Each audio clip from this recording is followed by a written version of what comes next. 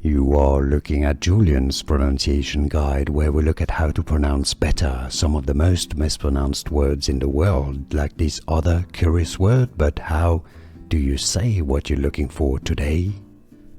Let's learn once and for all how to pronounce this very curious word in English. If you want to learn more confusing vocabulary, including from anatomy, medical terms, physiology, stay tuned. I've got more videos for you pronounced in English as platelet.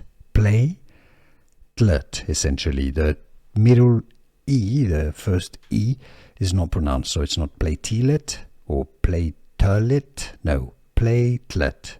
Link up the T and the L. Platelet.